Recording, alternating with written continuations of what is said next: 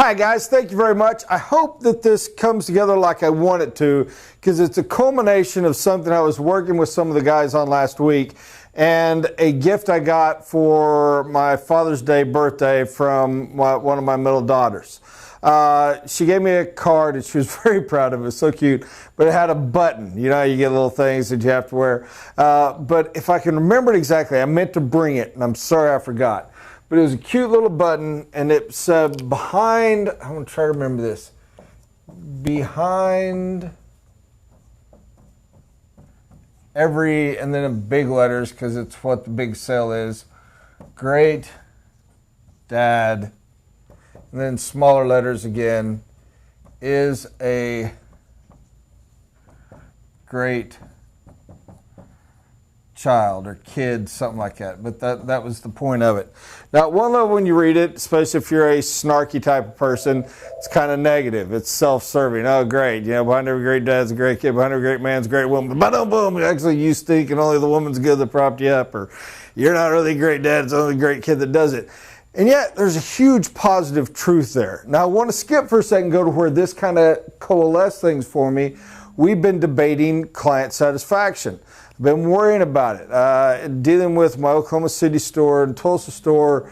They've been having issues of getting so big that you can't manage it all.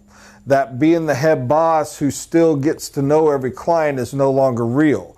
It's now, you know, if y'all remember the old Moses thing where Moses, it's grown too big and how are we going to organize people of Israel? And his father-in-law from Midian said, break it down to you have 10 people and you have one person over that 10. And then when you have 10 groups of 10, you have one person over those 10 leaders. And then over those 10 leaders is one person over those 10, and on till you are just the head of the leaders of the leaders of the leaders of the leaders. You don't talk directly to the people. They go to their boss who comes to you. Each man only has to manage 10. So we've gotten to that level, but you have certain conflicts there.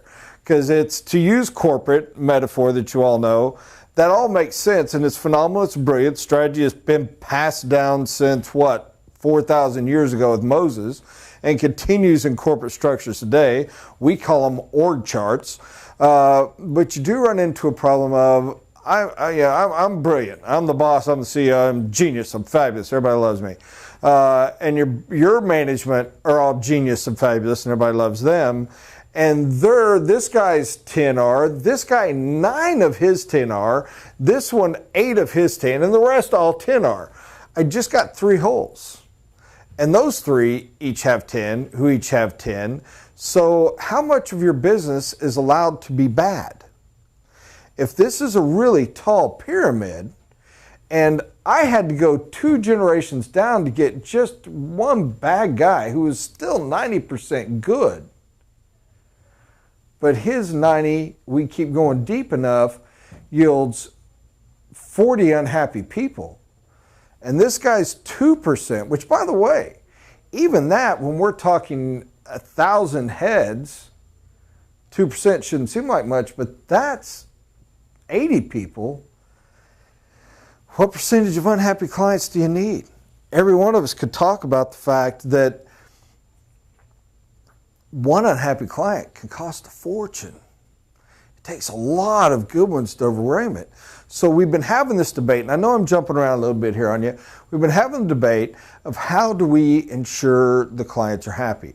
How do we ensure, regardless of the fact that we know our guys are serving well, that the client is perceiving it as being served well? We have to have a happy client. Take that, put a pin in it. That was all a boring history lesson. And let's go back to this. Because there is a truth here. And there's a couple different truths and a couple different ways of reading it. But I want to go over one. Behind every great dad is a great child. Now this can be read 2 different ways. One is the great dad makes a great child. I would even challenge you, brilliant saying. I preacher quoted on church on Father's Day. I think it was Spurgeon is who he was quoting. But he said, you do not know, this is worth writing down if you want to. You do not know the influence you had on your children's spiritual life until you see your grandchild's spiritual life. In other words, you don't know the impact and influence you had on your kids till you see how they've raised their grandkids. What did you produce? I'm going to take that phenomenal quote and apply it here to the point, if I upset anyone, my apologies, you can't be a great dad if you don't have a great child. First off, keep in mind, we're not saying a great man. We're not saying a great husband. We're saying a great dad, which by definition requires prodigy. You can be a great boss, you can be a great man, you can be a great husband, but until you have kids, you are not a dad.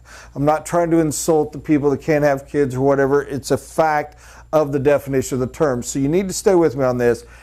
I challenge you, you can't be a great dad without a great child. If the product of dad is a child, you can't be a dad with anything else.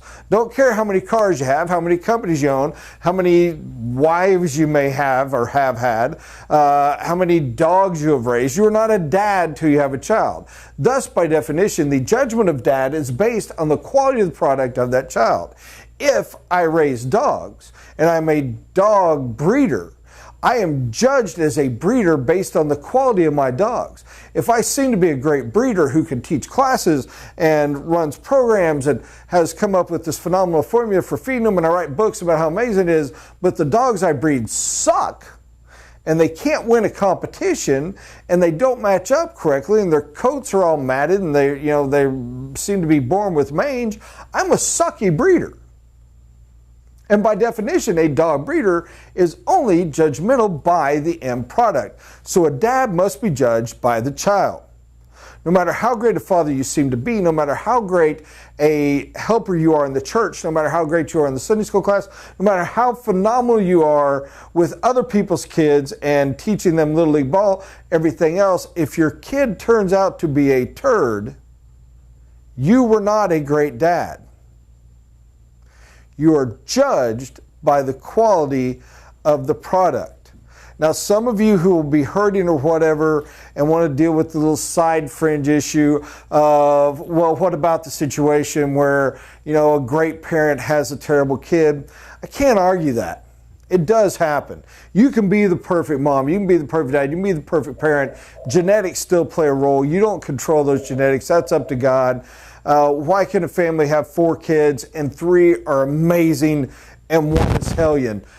I don't know. You can try to break it down, introduce me to the family, analyze them, but the reality is I don't know. It does happen. But I do know this fact. No matter how good you are on paper, you have 4 kids and you have 4 hellions, there's something going on and it ain't your kids and it ain't the DNA and it ain't the genetics. So we are going to stick with the product. A great dad is defined by a great child. If you have a great child, you are a great dad. If you are a great dad, you have a great child, because the converse side of this, you could say that this comes first. I'm actually not a great dad. I'm not that smart. I'm not that kind. I don't make that good of a living. I've only never taught Sunday school class. As a matter of fact, I try to play golf when I can on Sunday mornings. I don't get real involved in Little League, and thank goodness the wife's there to deal with all the paperwork. But you know what? Your kid grows up and is amazed, and everybody loves him, her, and they're having a big valedictorian ceremony, and your kid is just friggin' the greatest kid ever. Other parents, how did you do it? Oh, I wish I could raise that child. You are, by definition, a great dad. Whether you really are or not, I don't care. You will be judged by that.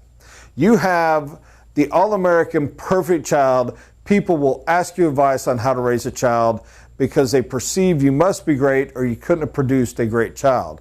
In essence, you are defined as a great dad because of the greatness of your child. The child made you great, whether you were great or not. This does not matter. Which this is doesn't matter. Does great dad produce great child? Does great child produce great dad? Rule of thumb, we're always going to default that this one begins it all, but it can be the other. Here is my point. You cannot be a great blank. Okay, So, which comes first? Usually assume the dad. I challenge you this. This is a fun example that occurred to me. Hopefully personal enough, but not too personal to get in your mind and get a little interest. But you cannot be a great blank without a great, satisfied, whatever word you want to put there, client. You cannot be a great home builder with an unhappy client. If you are phenomenal and you build the greatest house in the history of the world, most incredible quality, best price ever, and it's all fantastic, but at the end your client moves in and hates you and is unhappy with the house, guess what? You are not a great home builder. You are, by definition, a hateful, horrible home builder. You build a house that is the lowest quality. Everything sucks. Everybody hates you. They all talk bad about you. But your client moves into and lives there for 30 years and is ecstatic and loves it and can't dream of moving out, and the kids have to take them kicking and screaming to the nursing home because they love the house so much. You are, by contrastial definition, a great home builder because you are defined by the satisfaction of the client. That is the definition of quality. If you are selling insurance, you're a great insurance salesman based on the happiness and satisfaction of your client, not on the definition of quality of your product. Every expert in the world can get together, look at the different products and say, oh, this one by far is the greatest value ever. Consumer Reports would say it's the only one that exists. All others are crap. Only have this insurance. But the guy selling it, every client is unhappy. But the one that they gave a 2 stars out of 5, the clients are exceedingly happy. I challenge you, that is the one that was actually good. Movies, critics constantly, my gosh, the Academy Awards give the ultimate honor to the biggest garbage on a regular basis. And yet the movies that make $1 billion and are so good they spawn off sequels that should have never been that make $1 billion, which one was really good? Don't listen to the critics. The end result, the end product is what matters. And when you are selling, when you are producing, when you are running, the end result is happy. Here is where it gets cool for me. And I hope I haven't lost you yet, so stay with me right here if you can. This is the one where this produces this. The great child produces great dad. The ecstatic, happy, satisfied client. If you can get one before you ever open your company, get them. But they make you great. A happy, satisfied client makes you confident, teaches you what you did right and wrong, sends you new clients, reinforces the satisfaction of those new clients as they go through, and continues to be there as a sounding board to make you constantly better, and continues to fill your pride and ego.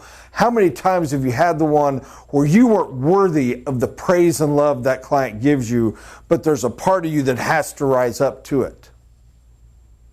How many times does the great child actually make their parent in awe of my amazing daughter, my amazing son, to the point, you know what, I have to be worthy of? I might not have been great, but holy cow, God blessed me with it, got missed. And my son is that great. My daughter is that great. I have to live at a level worthy. I've been put on this pedestal. I'd better find a way to friggin' stay there and belong there. The great client will make you great. It will build in you satisfaction. It will send you new business. It will grow exponentially.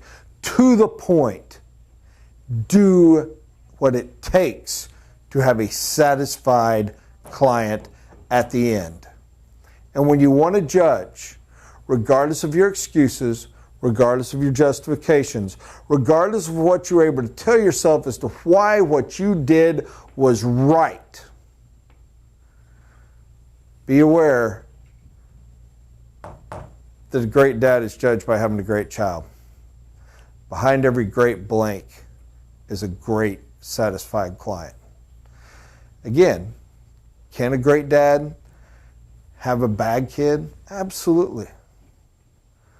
But if all you have are bad kids, or if it's even 50-50, you need to rejudge what you're producing, how you're going about your work. I love this. It was important to me. I hope it gave you something as well. If not, do your best. There's some nuggets in there. Dig down and find them. God bless, guys. Thanks for watching.